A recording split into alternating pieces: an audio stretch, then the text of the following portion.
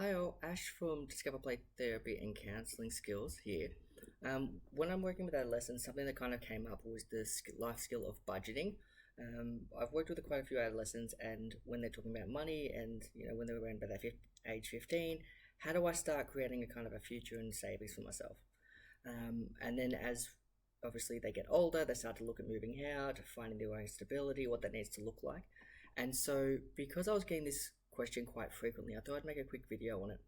Now, right here, I'm in Microsoft Excel. It's a pretty user-friendly tool. If you've got any kind of, I guess, document, I think there's a version of it on Mac, whatever it needs to look like, or you can just do it on a standard pen and paper. I find Excel is really easy because I can kind of grid it all, it does all the math for me, but you can do it by hand and that's totally fine. So, obviously I've just gone into new and typed budget because that's what I want to create. I'm just going to click on that one. I'll do personal budget, and it's downloading it all for me. All right. Now this is a great one because it gives you lots of ideas of different things that would come into the budget, and how to work out what it is that we actually need to budget for. So obviously you've got your mortgage and rent. I'm going to move this out to a different space. So your phone bill, your electricity, gas, water, sewage. When it says cable, obviously that's American, but you look at internet. If you're buying a house, it would be rates, maintenance, repairs, supplies, stuff like that. This one's a really great one because it gives you an idea of all the different things. Something to think about, especially if you're moving out to rent, is there's a lot of things that we don't actually think about. One of them is, for example, transportation. So, do you own the car or do you rent it? So, something to think about is, for example, if you are renting, not renting it, if you own a car but it's on a loan, so that loan repayment comes out of that, that monthly budget. It's not uncommon for someone to pay $350 a month for someone to, to pay back their car loan, right? Other things to think about is insurance. Insurance is a very expensive endeavor. Even for a third party, you're talking a lot of times about $850. Licensing. So that's more about, let's change that to registration. And it's not uncommon again to pay, $850 give or take for a registration, depending on the vehicle. Fuel consumption. Are you someone that likes to travel? Do you like adventures? Do you like, do you have a long way to go to travel to work? If it's a 45-minute commission to get there, so you might go through $150. If we're talking out on a month, you might go through $200 of fuel pretty easily. Because you're going through that, and you need to keep the car running. Maintenance is a thing. You're talking about general servicing, so you probably go through a year, probably about $1,000,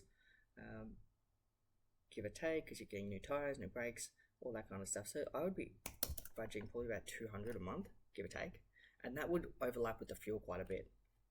Now we're talking monthly expenditure, all right? Before we even start anywhere, just our vehicle expenditures is $2,450. Now you might get away with obviously not having a vehicle repayment, which will take that down to $2,150, but that's still quite a bit. Obviously that's in a year.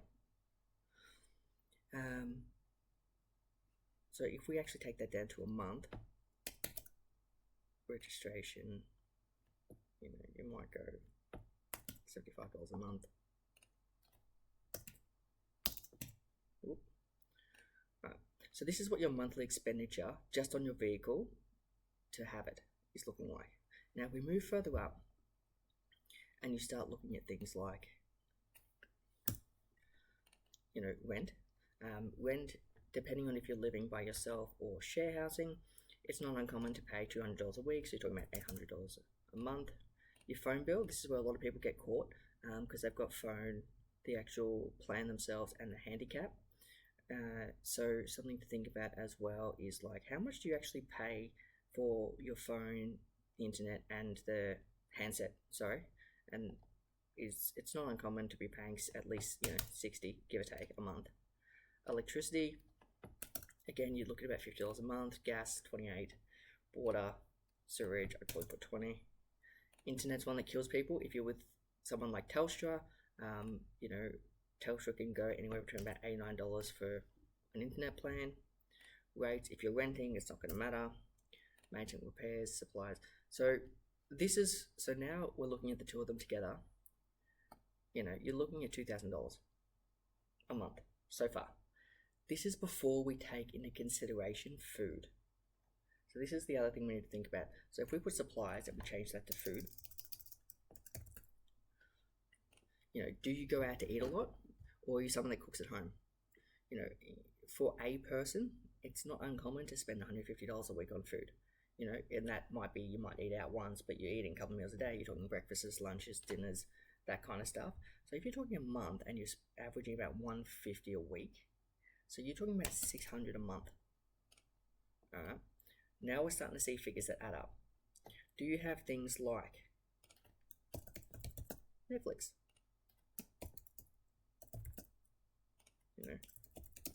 Disney Plus, Stan, anything like that. Entertainment, so going out. Are you someone that likes to go out? Do you like to go to the pub and have a couple of drinks? Do you buy alcohol pretty regularly?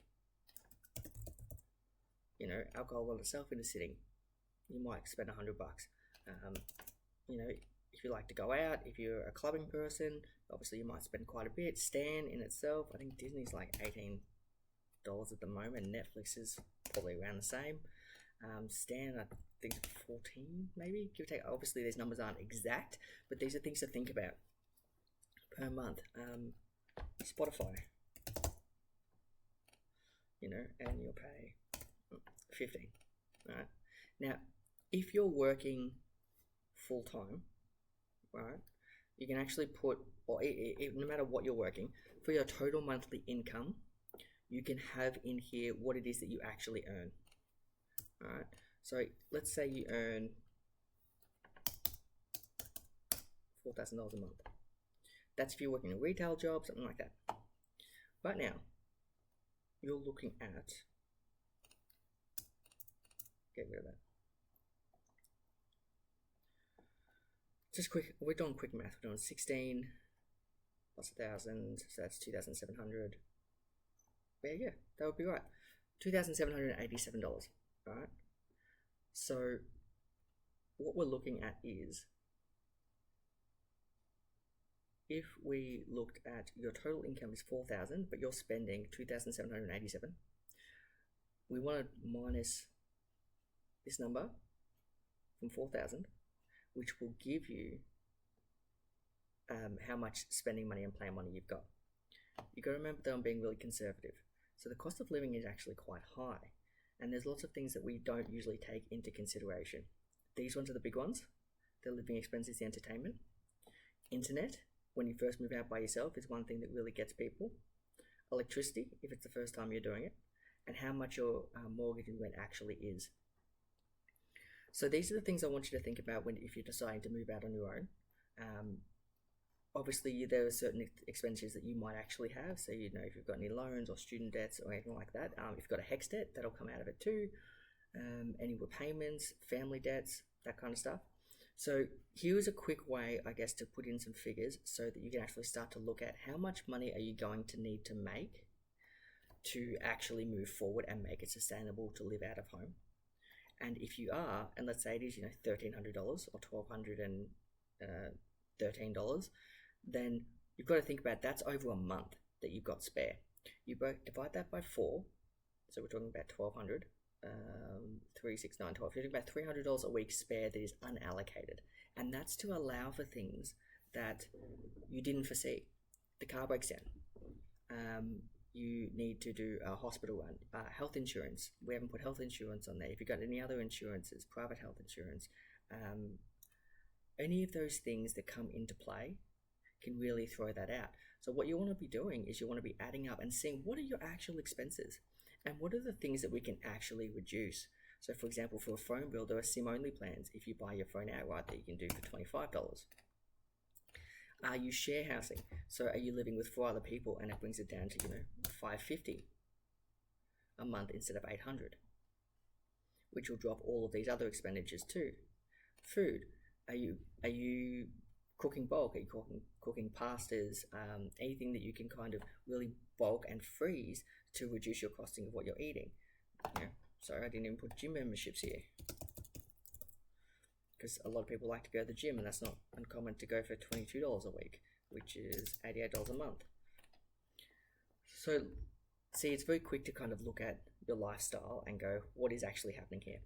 So, what I would invite you to do for my adolescents that are looking to kind of future plan, look at the expenses, look at what it is that you would actually have to spend on renting, and then allocate what kind of income you would need to be able to make it work. And if it means that you're working 5 days a week, 9 till 5, 9 till 6, whatever it needs to do, start having a think about what that future could look like for you. This is obviously very quick, and is to give you a basic guide. Nothing more. Obviously, I'm not an accountant. I don't have any financial degrees, but this is the basic stuff that I would always hope that they would teach in schools, because if they taught it in schools, then we wouldn't be worrying about young people trying to manage their financial stability and, I guess, predictability. My name's Ash, obviously from Discover Play Therapy and Counselling Services. I work with adolescents, young people and adults in the therapy field, but this is more of a life skills piece to refer back to, so feel free to kind of use this video, like it, share it, do whatever you're doing, download it, whatever's going to be useful. And my hope is that you can use this as a way to start to think about how you can use your future and start saving so you can actually get ahead in the world.